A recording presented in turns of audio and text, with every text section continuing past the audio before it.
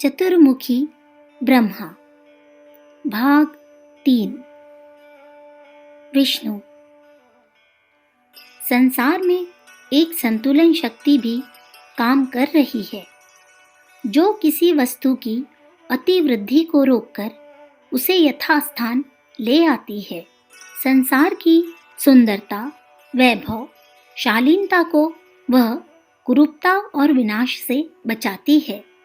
प्रजनन शक्ति को ही लीजिए, एक एक जोड़ा कई कई बच्चे पैदा करता है।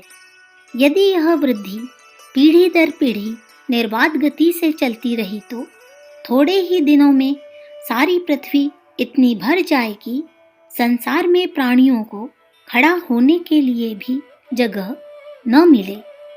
मछली एक वर्ष में करीब सहस्त्र हजार अंडे देती है। मक्खी मच्छर जैसे कीट पतंगे 1000 से लेकर 60,000 तक अंडे प्रति वर्ष देते हैं। वे अंडे 1-2 सप्ताह में ही पककर बच्चे की शक्ल में आ जाते हैं और फिर 2-4 हफ्ते बाद ही वे भी अंडे देने लगते हैं। इनकी एक ही साल में प्रायः 8 पीढ़ी हो जाती है। यदि यह सब बच्चे जीवित रहे तो 10-5 साल में ही सारा संसार उनमें से एक जाति में रहने के लिए भी पर्याप्त न रहेगा। चींटी, दीमक, टिड्डी आदि कीड़े भी बड़ी तेजी से बढ़ते हैं। सूअर, बकरी आदि भी तेजी से प्रचुर संतान वृद्धि करते हैं। एक जोड़ा स्त्री पुरुष भी औसतन 8-10 बच्चे पैदा करता है। यह अभिवृद्धि यदि न रुके तो संसार के सम्मुख 10-5 वर्ष में ही बड़ी विकट परिस्थिति उत्पन्न होकर खड़ी हो सकती है। परंतु लाखों करोड़ों वर्ष प्राणियों को इस पृथ्वी पर हो गए।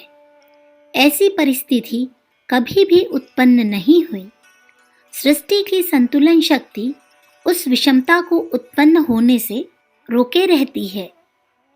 दुर्भिक्ष, भूचाल, महामारी, युद्ध तथा किसी न किसी दैवी प्रकोप द्वारा प्राणियों के प्रजनन शक्ति से उत्पन्न होने वाले खतरे का निराकरण करती रहती है। रात्रि का अंधकार एक सीमा तक बढ़ता है। उस बाढ़ को प्रकृति रोकती है और पुनः दिन का प्रकाश लाती है। मध्याह्न तक सूर्य की तेजी बढ़ती है, फिर वह घटने लगती है। समुद्र में ज्वार आते हैं, फिर थोड़े समय बाद उसका प्रतिरोध भाटा आता है। चंद्रमा घटते घटते क्षीण होता है, फिर बढ़ने लगता है। गर्मी के बाद सर्दी और सर्दी के बाद गर्मी का मौसम आता है। मरने वाला जन्मता है और जन्मने वाले मृत्यु की तैयारी करता है। सृष्टि के सौंदर्य का क्रम यथावत चला आता है। उसका बैलेंस बराबर कायम रहता है। संतुलन बिगड़ने नहीं पाता।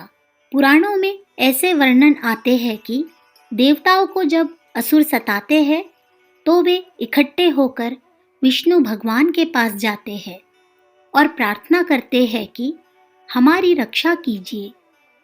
कई पुराणों में ऐसी कथाएं मिलती है कि पृथ्वी पर जब अधर्म बढ़ा तो धरती माता गौ का रूप धारण कर विष्णु भगवान के पास गई और प्रार्थना की कि अब मुझसे पाप का बोझ नहीं सहा जाता, मेरा उद्धार कीजिए। देवताओं की रक्षा करने तथा पृथ्वी का भार उतारने के लिए विष्णु भगवान अवतार धारण करते हैं। गीता में भी ऐसी ही प्रतिज्ञा है। यदा यदा हि धर्मस्य ग्लानिर्भवति भारत अभ्युत्थानमधर्मस्य तदात्मानं सृजाम्यहम्। बुराइयों में यह गुण है कि वे आसानी से और तेजी के साथ बढ़ती है। पानी ऊपर से नीचे की ओर बड़ी तेजी से स्वयंमेव दौड़ता है, पर यदि उसे नीचे से ऊपर चढ़ाना हो तो बड़ा प्रयत्न करना पड़ता है। पत्थर को ऊपर से नीचे की ओर फेंके तो जरा से संकेत के साथ वह तेजी से नीचे गिरेगा और अगर बीच में कोई रोकने वाली चीज न आवे तो सैकड़ों मील नीचे गिरता चला जाएगा, परंतु यदि उस पत्थर को ऊपर फेंके तो बड़ा जोर लगाकर फेंकना पड़ेगा, सो भी थोड़ी ऊंचाई तक जाएगा, फिर गिर पड़ेगा। इसी प्रकार बुराई के मार्ग पर पतन की ओर मन तेजी से गिरता है, पर अच्छाई की ओर कठिनाइयों से चढ़ता है। लोगों का झुकाव पाप की ओर अधिक होने के कारण थोड़े ही समय में पाप छा जाता है और फिर उसे दूर करने के लिए, संतुलन ठीक करने के लिए विष्णु शक्ति को किसी न किसी रूप में प्रकट होना पड़ता है। उस प्राकट्य को अवतार कहते हैं। शरीर में रोगों के विजातीय विषैले परमाणु इकट्ठे हो जाने पर रक्त की जीवनी शक्ति उत्तेजित होती है और उन विषैले परमाणुओं को मार भगाने के लिए युद्ध आरंभ कर देती है। रक्त के श्वेत कणों और रोग कणों में भारी मारकाट मचती है, खून खच्चर होता है। इस संघर्ष को बीमारी कहते हैं। बीमारी में पीड़ा, फोड़े, पीव, पसीब, दस्त, उल्टी, जलन आदि के लक्षण होते हैं। युद्ध में चोट लगती है, दर्द होता है, यही बीमारी की पीड़ा है। खून खच्चर होता है, यही पीव, दस्त आदि है। बीमारी का प्रयोजन शरीर को निर्दोष बनाना है। अवतार शक्ति का भी यही कार्य होता है। जब रावण, कंस, हिरण्यकश्यप सरीखे कुविचार के प्रतिनिधि अधिक बढ़ जाते हैं तो पापों की प्रतिक्रिया स्वरूप अंतरिक्ष लोकों में हलचल मचती है और उस विषमता को हटाने के लिए अवतार प्रकट होता है। जब ग्रीष्म ऋतु का ताप असह्य हो जाता है तो उसे शांत करने के लिए मेघमालाएं गरजती हुई चली आती है। पापों की अतिवृद्धि का नियमन करने के लिए वैष्णवी सत्ता अवतार धारण करके प्रकट होती है और भीषण संघर्ष उत्पन्न करके शांति स्थापित करती है। परित्राणाय साधूनाम विनाशाय च दुष्कृताम। अवतार का यही उद्देश्य होता है। धर्म की संस्थापना के लिए वह बार बार प्रकट होता है। अवतार समिष्ट आत्मा का, परमात्मा का प्रतीक है। सभी आत्माओं की एक सम्मिलित सत्ता है जिसे विश्व मानव या समाज की सम्मिलित आत्मा कहते हैं। यही परमात्मा है। एक मनुष्य यह चाहता है कि मैं सुखपूर्वक रहूं, मेरे साथ में सब प्रेम, भलाई एवं सहयोग का बर्ताव करे।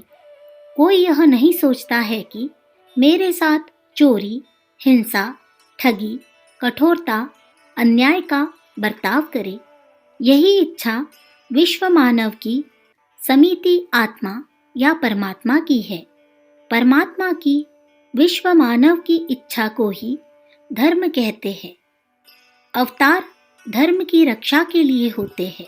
अधर्म अर्थात विश्व मानव की इच्छाओं के प्रतिकूल कार्य जब संसार में अधिक बढ़ जाते हैं तो उसे दूर करने के लिए विश्व मानव के अंतःस्थल में प्रतिक्रिया होती है और विरोध का उफान उबल पड़ता है।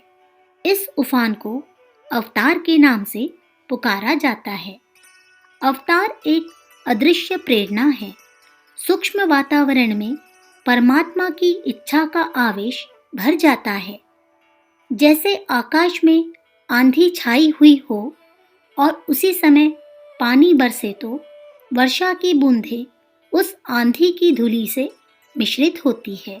बसंत ऋतु में प्रकृति के सूक्ष्म अंतराल में काम क्षोभ का आवेश आता है। उन दिनों सभी नर नारियों में, जीव जंतुओं में कामेच्छा फूट पड़ती है। भय, क्रोध, हिंसा, सांप्रदायिक, राजनैतिक तनाव, घृणा तथा सत्कर्मों की भी लहर आती है।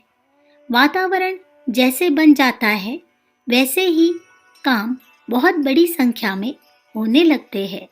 इसी प्रकार विश्व मानव परमात्मा की इच्छा पूर्ण करने के लिए सूक्ष्म लोक में अदृश्य वातावरण में आवेश आता है।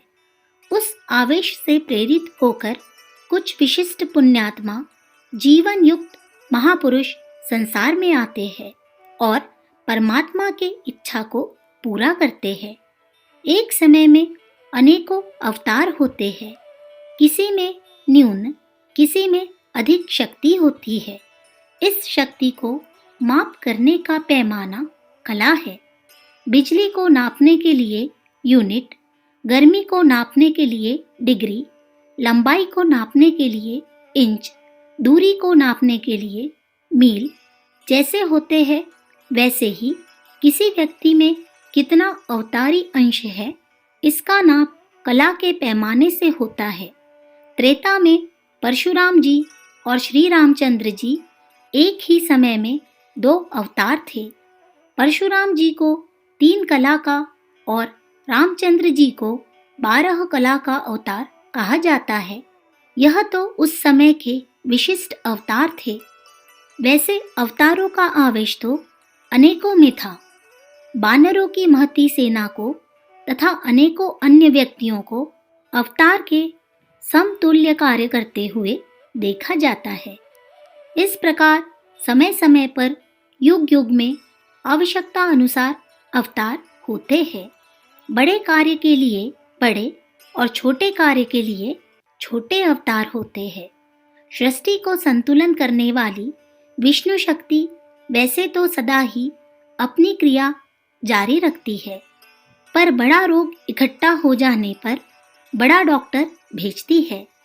उस बड़े डॉक्टरों को उनके महान कार्यों के अनुरूप यश एवं सम्मान प्राप्त होता है।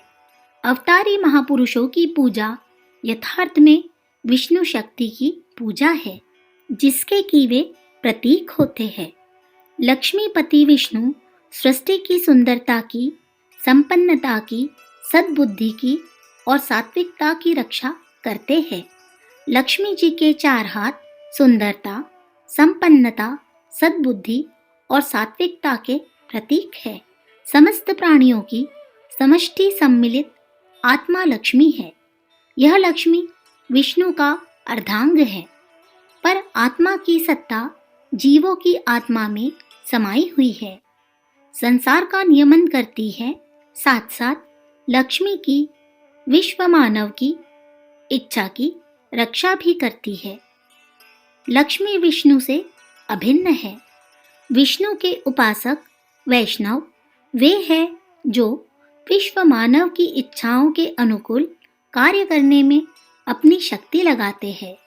मीरा का प्रसिद्ध भजन है, वैष्णव जन तो तेने कहिए, जे पीर पराई जाने रे। समाज का लाभ, संसार की सेवा, विश्व की श्री वृद्धि, विश्व मानव की सुख शांति के लिए सच्चे अंतःकरण से हर घड़ी लगे रहने वाले मनुष्य असली वैष्णव है। विष्णु की इच्छा ही उन वैष्णवों की इच्छा और विष्णु की कार्यप्रणाली ही उनकी कार्यप्रणाली होती है। वे पाप को घटाकर धर्म की स्थापना के लिए सदैव प्रयत्नशील रहते हैं। जनता जनार्दन को विष्णु रूप समझकर लोक सेवा में, विष्णु पूजा में प्रवृत्त रहते हैं। अखंड ज्योति, जुलाई 1946, पृष्ठ संख्या 5, 6, 7।